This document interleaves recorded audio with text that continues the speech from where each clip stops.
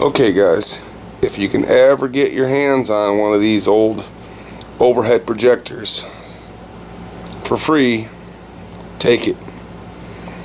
I got this one from my work today. My boss Marty, he was taking it out to the trash, and along with like a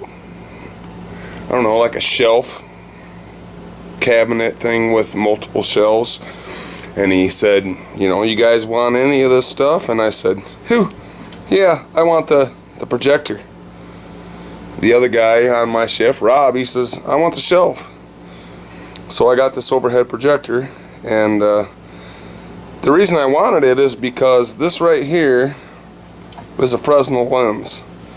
And that lens will burn probably between 1,500 and 2,000 degrees Fahrenheit. With focusing the sun's rays. So, and my boss actually, he's kind of a prepper, bushcrafter, whatever, like me, and he actually knew what a Fresnel lens was, and he had actually thought about keeping it for himself, but he gave it to me. But he expressed an interest in the upper lens here, so I'll give that one to him. But little does he know, I've tore these apart. There's another lens down in the bottom. So I'm gonna grab my tools and we'll take this thing apart, and then when the sun's up, maybe tomorrow, we'll show you what that's probably about a 12 by 12 inch Fresnel lens. We'll show you what a Fresnel lens will do. Okay, I've taken the screws out from underneath here for this lens here. This lens I need to give to my boss, since he gave me the whole machine, and he expressed a interest in the lens. So I need to give him this lens. But it also has a really nice mirror here. So I'm going to take that mirror out, and then I'm going to start disassembling the body.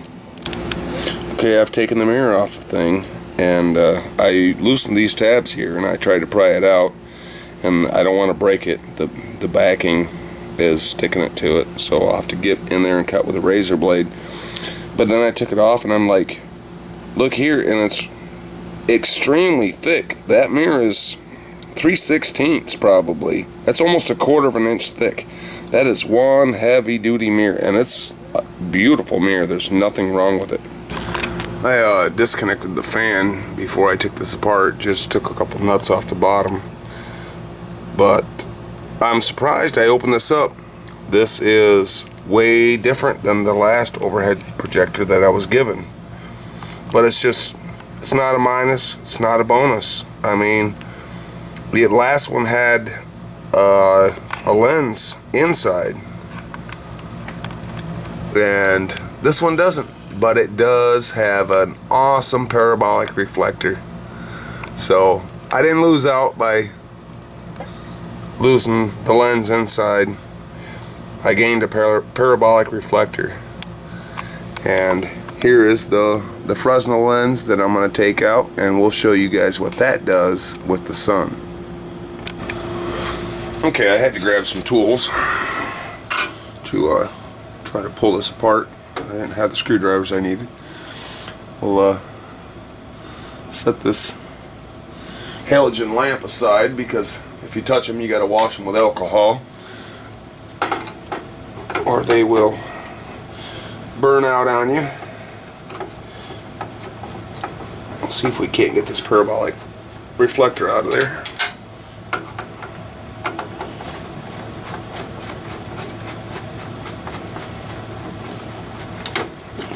And I'll save all this socket and everything for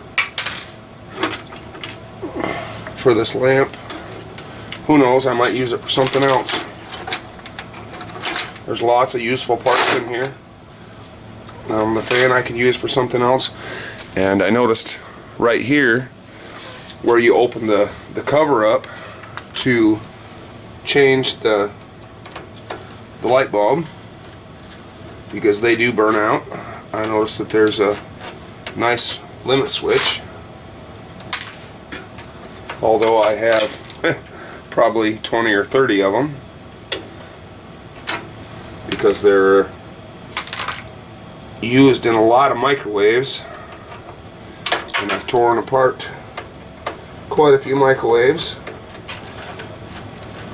in my day, and I save all the parts. I save all the screws. I have these almost like fishing tackle boxes or whatnot that I sort the screws out by size or by similar size and save them all. You never know, they just come in handy. This is a nice limit switch. It is not like some of my others. This one does not have the normally closed. There would normally be a tab right here in that slot for normally closed. Has your common and your normally open. You can see, let me see if I can't get this in here. It has the little diagram on there, and up at the top there would be normally closed. So it just has the normally open, but when the cover's on, the switch is closed. When you take the cover on, it breaks the electricity. So that will go in my electronics box. There's a nice contact block down here with 4 contacts. I was thinking I had a nut on the bottom for a minute there. It wasn't wanting to unscrew, but no, they come out. These are like, oh wow, there's a nice big old diode there too. These are touch safe contact blocks. They're all surrounded with the plastic, so you can't get shocked by them too easily. And you can get shocked by your screwdriver if you got your screwdriver in there when you got the thing plugged in, but obviously I don't have this plugged in because I'm tearing it all apart.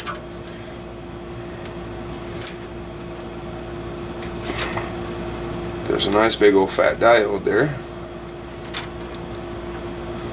that definitely can handle some power.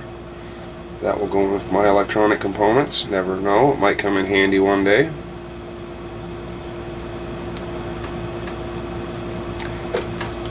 There's the contact block with a big old diode on it. So we'll pull that diode out, throw it in my little sort tray there.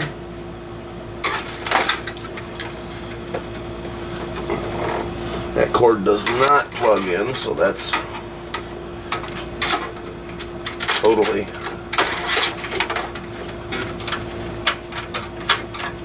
wired in. Alright. Pull them out. There's a switch there I can use, maybe something. And okay. This piece here is a sensor. It's like a heat sensor. It's like a normally closed switch, but if it gets too hot, for instance, if the thing overheated or caught on fire for some reason, this would turn power off. They have the same thing on furnaces and even your clothes dryers. Your household clothes dryers, washer and dryer. On your dryers they have these to prevent from burning your house down. If things get too hot, this thing shuts off the power and shuts down the unit. I'm guessing it's probably some kind of a transistor, maybe a MOSFET. Okay, we'll take this light bulb socket off here.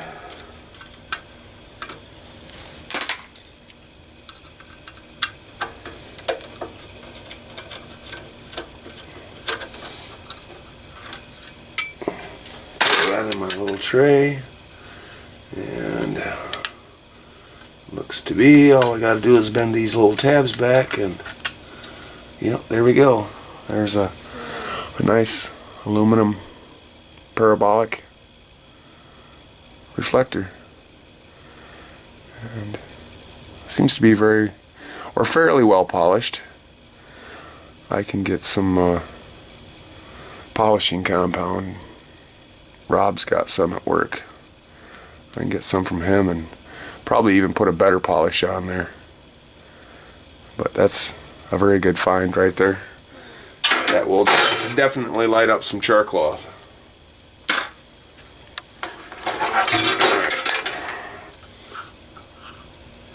Unplug that. Nice little 110 volt fan. Feels a little stiff, but they have fans like this in your freezer. And I had a friend of mine back in California that he says, my freezer's squeaking, it's squealing. And I said, well, show me. And he took me out to his kitchen. He's a chef. I don't think he's a chef on Catalina Island anymore. He's working in like Hollywood. But he takes me out to takes me in the kitchen to his refrigerator, and he opens up the freezer and the refrigerator door, because the fan hadn't kicked on. The refrigerator was already cold, and we waited a couple minutes, and it kicked on and it started squealing. And I told him, I says, hey, have you got any baby oil? And he says, well, yeah. I said, have you got a Q-tip? He said, well, yeah, in my bathroom. And I said, well, get them for me. And he's like, okay. And he went and got the baby oil and got me a Q-tip. And I took the baby oil and soaked the Q-tip down, and I touched right on here to get some of that oil soaked in there. And then grab my screwdriver down in here where the shaft is here. These aren't really bearings, they're just like bronze bushings, and I got some of that baby oil down in there, and that fan stopped squealing. And the reason I used the baby oil is because baby oil is mineral oil, and it's not going to thicken up too much in the freezer. It's not going to really get all that thick because it's an all-natural mineral oil. If you used other types of oil, they might thicken up on you. So I put a little on here and a little down in here on the other side of the shaft where that other bushing is, and well, I lived there by him for another year before he moved to Catalina Island, and he never had another problem with that refrigerator squealing on him. So that's just another little tip there for you. If you happen to have a refrigerator, freezer doing the same thing on you, now you know how to fix it. Instead of calling in a repairman or at what, $40 service call and $60 an hour or something. They're definitely not cheap, and it's something you can do yourself for pennies. Let's see if I can't get that switch out of there. There's tabs inside I'm squeezing, but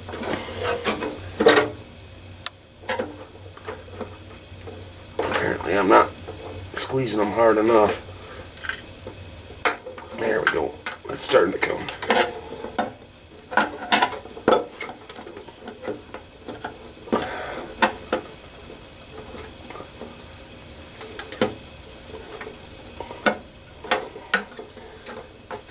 Got it out of the frame.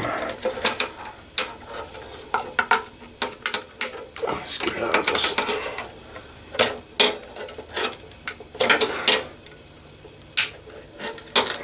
Alright, there's these little tabs that you gotta kind of squeeze in. These little tabs here, they lock it into the hole. Okay, well, this thing's pretty much stripped, other than the power cord. Yeah, that's pretty much about it. Put that switch over there. Grab this screws and washers and whatnot out of here. I see there's a couple more here. And this fan shroud that I can take out and save. And the nice thing, I mean, they've got nuts on the back, so you got the matching nut. Very often that stuff comes in handy. Very, very often. Screw that come out of a household appliance or who knows what, and you lost it, and then a couple days later you hear a clank, clank, clank when you're vacuuming the floor, and lo and behold, it ends up in your vacuum bag, and you're not gonna get it back. Well, if you've got a nice little supply of extra screws and nuts and stuff like I do, you don't have to worry about it. You just pull out your little tackle box type deal and figure out what size you need, and you're all set.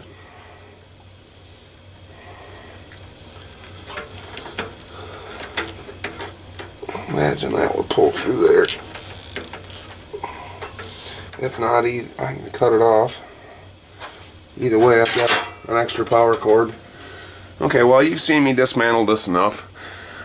I've got a couple more screws in here I can take out and save, but for the most part, this is, you know, just recyclable steel. You don't get a lot for it unless you got a nice truckload, which I don't. So I will put it in the recycle bin, take it back to work, put it in the recycle bin, and let my work get the money out the steel. At least it didn't go in the trash. And I got a nice Fresnel lens. My boss got a nice concave and also convex. Concave on one side, convex on the other lens. But I did check it out. It will focus a beam, and you could start a fire with it, but definitely not like you can start a fire with this guy. A Fresnel lens, I think I said earlier in this video, this should probably run between 1500 and 2000 degrees at the focal point. And they sell bigger ones. I mean, they sell a lot bigger ones. But this one here would easily sell on eBay for 10 bucks and up. I mean, maybe 20 or 30, but I guarantee I could get 10 or 15 bucks out of it. But I'm not going to sell it. This thing's mine. And if the sun's shining tomorrow, we'll take it out and show you what it does. Do a little burn test or whatever with it, and then I'll try to get this video online. Come out here to check out Geist Creek. See if I can't do the rest of this video with the magnifying glass. And look over here. Whole buttload of turkey buzzards. See how close we can get.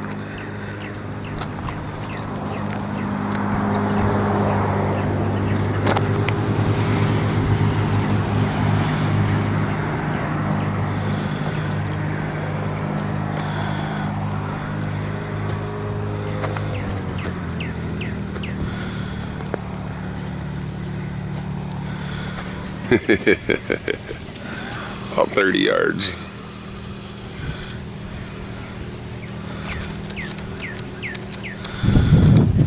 Alright, here's that Fresnel lens that I got out of that projector.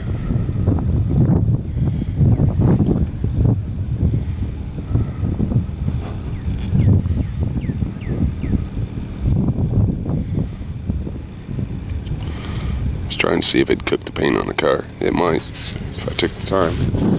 Well, we're gonna walk down here and show you what it'll do to this log.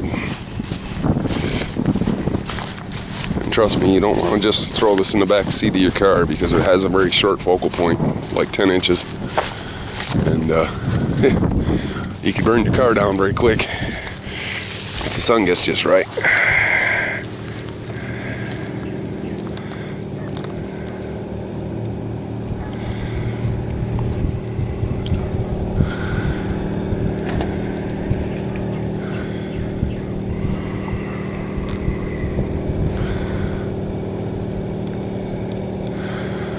That thing's hot. That thing is very hot. You can light a fire with that in a hurry.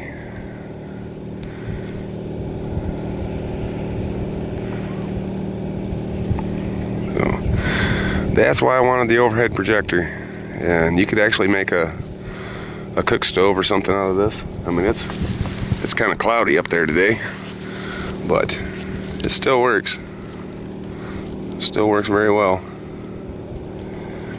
I don't want to set the log on fire, but we can move it around and burn a little bit. So if you ever get a chance to get an overhead projector like that one, it's got one of these Fresnel lenses in it, take it.